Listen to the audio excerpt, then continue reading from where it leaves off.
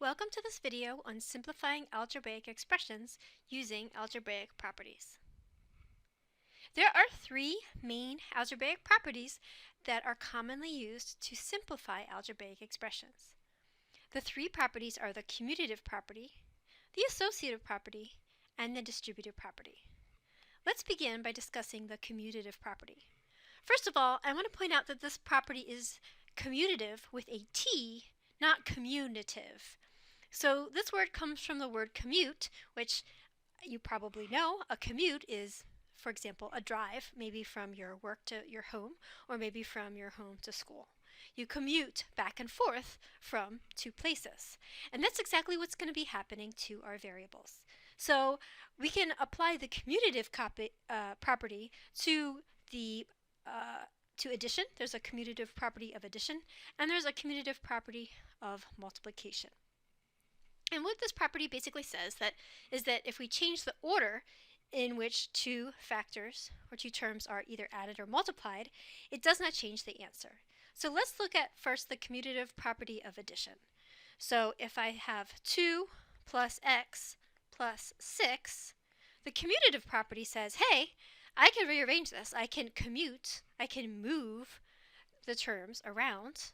So I could rewrite this as 2 plus 6 plus x. And the reason this is useful and important to us is that allows us to combine our like terms. So in this case, the 2 and the 6 can be combined to give us 8. So the reason that we can combine them, again, is because the order in which we add things does not matter. So that is the commutative property of addition example. So the commutative property of multiplication is very similar. So if I have 2 times x times 6, I could rewrite this as 2 times 6 times x, and then that way I could do 2 times 6 is 12, and thereby simplify that expression. So again, there is a commutative property of addition and a commutative property of multiplication. Please note that there is not a commutative property of subtraction or division, only addition or multiplication. So let's move on to the associative property. So the memory trick I use for the associative property is literally thinking about the word associate, right? Who do you associate with? That means who do you spend time with or hang out with? And again, there is an associative property of addition and an associative property of multiplication. So to apply the associative property of addition, we would write something, for example, that maybe looks like this. So the parentheses are right now associating the 6 and the x, and they're saying, hey, you need to do this operation inside the parentheses first, right? Because that's what parentheses tell us to do. Think back to order of operations. Okay? But what the associative property lets us do, it says, you know what? We're all friends here. It doesn't matter if we add 6 plus x first, or if we do 2 plus 6 first, and then we add x. Okay? Again, we're all friends. We're all going to get added together. We're all ending up in the same pot. It doesn't matter who goes in first. Okay? So 2 plus 6 is 8. And again, you could simplify this to 8 plus x. So that is an example of the associative property of addition. So the associative property of multiplication, as you can imagine, is very similar in appearance. So this is 2 times the quantity, 6 times x. So again, everything is getting multiplied by everything else, so it really doesn't matter what gets multiplied by what first. Order does not matter. So I could instead reassociate these terms. I could put the 2 times 6 in the parentheses and the x outside, allowing me then to do 2 times 6 first, which of course is 12, and that gives me 12x. Okay? So the important thing isn't that you can identify or recite or regurgitate the definition of the commutative property or the associative property, but the important thing is that you can apply these properties when you are working on simplifying algebraic expressions. That is the overarching goal. You need to know that you can rearrange things in order to simplify expressions. Okay? So the last thing is the distributive property. So this is,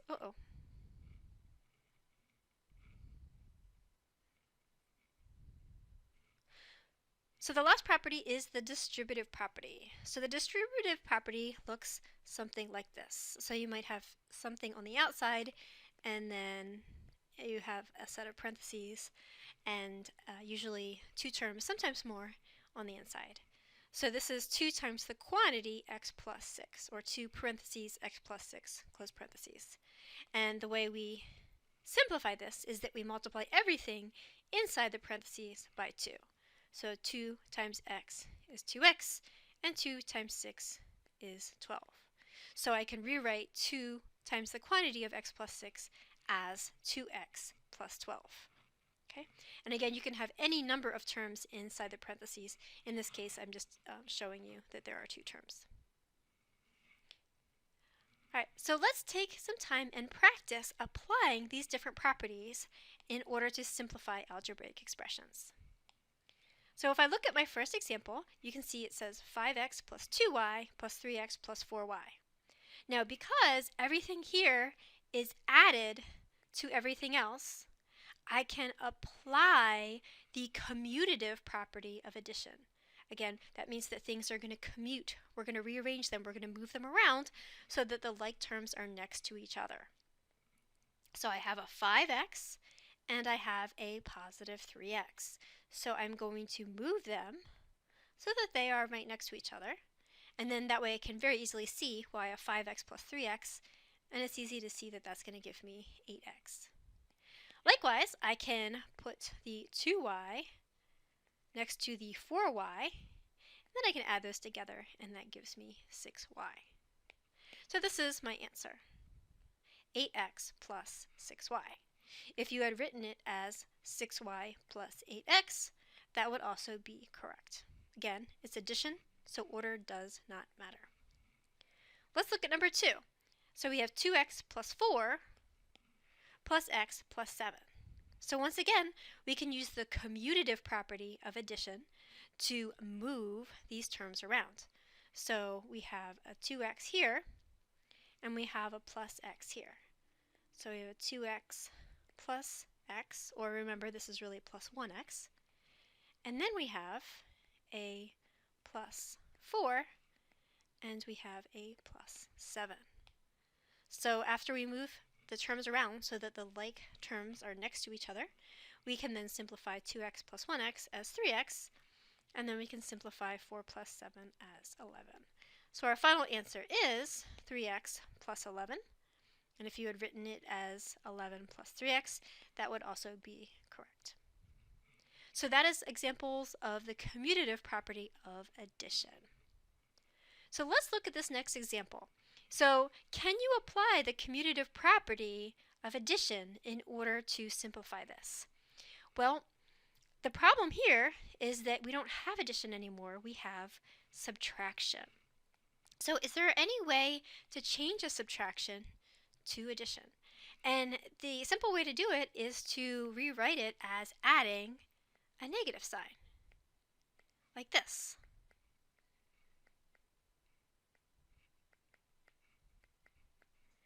So remember, taking money away from someone is the same as giving them a debt, right? Subtracting a number is the same as adding a negative. Okay, so we have 5xy, that stays the same. And then instead of minus 2m, we have plus negative 2m. Instead of minus 2xy, we have plus negative 2xy. Instead of minus 6m, we have plus negative 6m. So now that I have rewritten this problem and everything's addition, now I can use the commutative property to move things around. And the important thing is that those negative signs travel with the terms that they're in front of. So let's see what we can do here. So we have a 5xy, that's not going to change. Then we have a negative 2xy, so we'll write that here, negative plus negative 2xy. Then we have a negative 2m, so we have plus negative 2m, and then we have a negative 6m, so we have plus negative 6m. Okay, so when we simplify this, 5xy plus negative 2xy is 3xy, and when we look at the green terms, we have negative 2m plus negative 6m, and that's going to be plus negative 8m. So if this were on a test, I would grade this as completely correct. You could also rewrite this a little bit more simply just by saying this is 3xy minus 8m. So both of those are correct answers. Again, if you wanted to rearrange it, you could say this is also the same as negative 8m plus 3xy. That is also a valid answer. So now we are going to apply the commutative property to these next examples. Notice that we're not using addition anymore, but rather we're using multiplication. So we have 5 times x times 7. The commutative property says that these terms can commute or move around so that the terms, for example 5 and 7, the factors that can be combined are next to each other. So 5 times 7 is 35. So we can write this more simply as 35x. Let's look at example 2. We have x times 21 times 2 times x. I can rewrite this as 21 times 2 times x times x. Well, 21 times 2 is 42, and x times x is x squared. So a more simple way to write this would be 42x squared.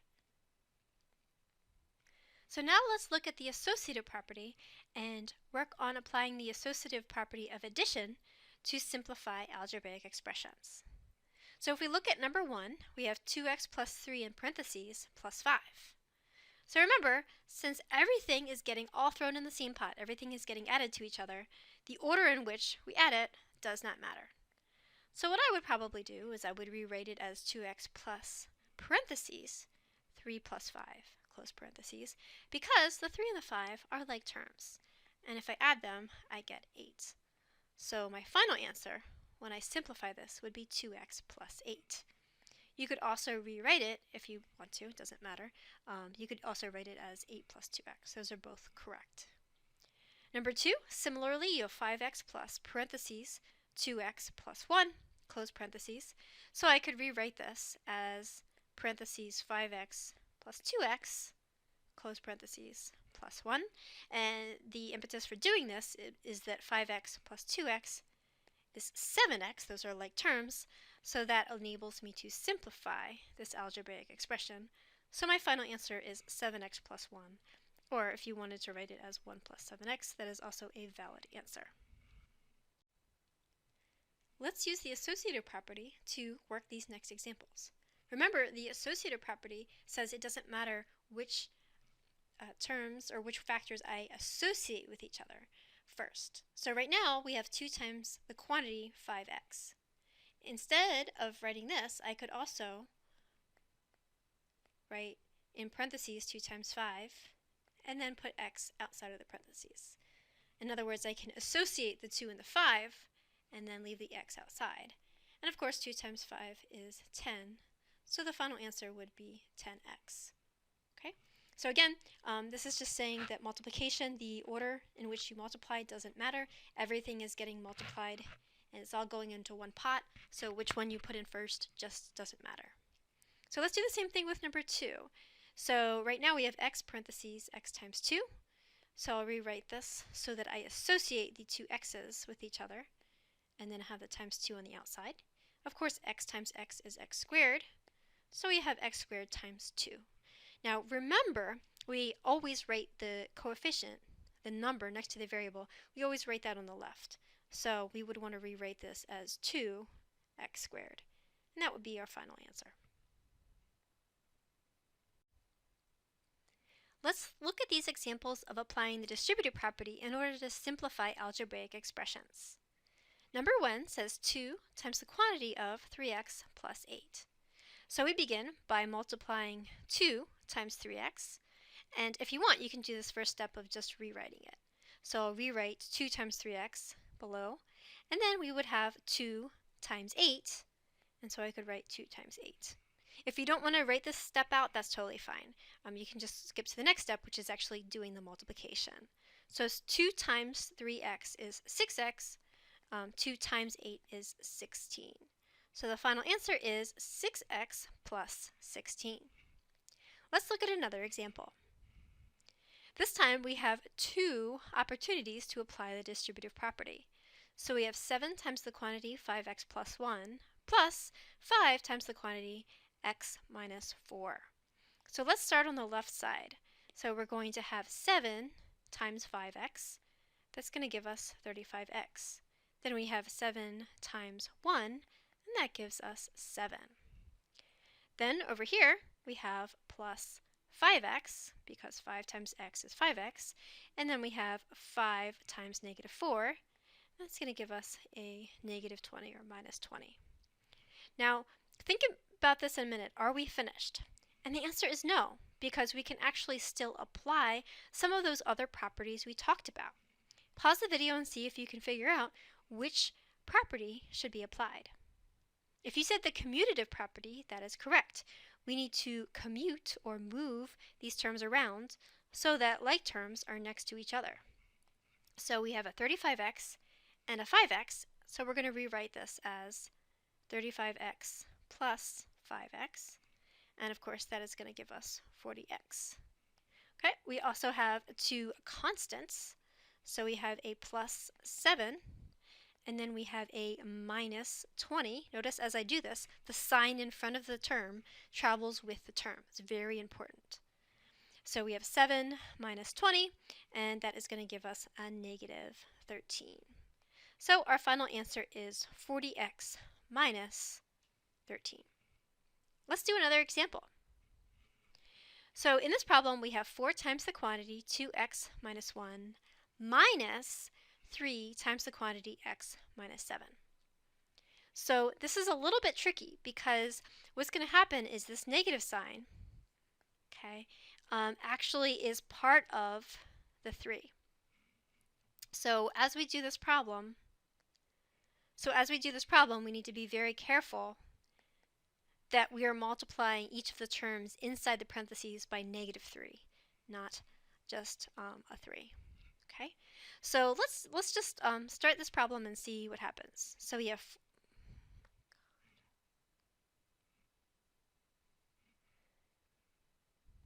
So we have 4 times 2x, so 4 times 2x is 8x. Then we have 4 times negative 1, that's negative 4. All right, let's come over here to the other side. So we have negative 3 times x. Again, it's not 3, it's a negative 3. Negative 3 times x is negative 3x, or minus 3x. Then we have a negative 3 times a negative 7. A negative times a negative is a positive, so that's going to give us plus 21. Okay, so make sure you are careful with that sign and make sure that the sign travels with the 3. They're a package deal. Okay, they travel together, they can't be separated. So make sure you're multiplying negative 3 times x and negative 3 times 7. So now that we've done that, we can go ahead and combine our like terms. Again, using the commutative property, we make these terms commute or travel. So we have 8x minus 3x, that will give us 5x. And then of course we will also have a minus 4 and a plus 21, and that gives us plus 17. So that gives us 5x plus 17, and that would be the final answer. Let's do another example. Here, this is even more interesting than the last example because we have 3 times the quantity of 5x minus 6 minus the quantity of x minus 7. So we need to be even more careful here, because you might notice there's no coefficient out here in front of the parentheses, but there is a negative sign. So anytime I see just a negative sign without a number, I always write a 1 here. Why do I do that? Well, because what's going to happen is everything inside of these parentheses is going to toggle. It's going to change signs. So if it was positive, it's going to become negative. And if it was negative, then it's going to become positive. So let me take a second and show you what I mean. So we'll go ahead and do the first bit. So we have 3 times 5x, that is 15x. Then we have 3 times negative 6, that's negative 18. All right, so this is where it gets interesting. If I have negative 1 times x, or just an x that's becoming negative, that gives me negative 1x. However, that negative 7 also has to change sign. That's why it's in the parentheses. It's getting multiplied by a negative 1. So what is negative 1 times negative 7? Well, it's positive 7. So be careful that you change the sign of every single thing in those parentheses, and writing that 1 there and imagining that you're multiplying everything by negative 1 can help you to do that.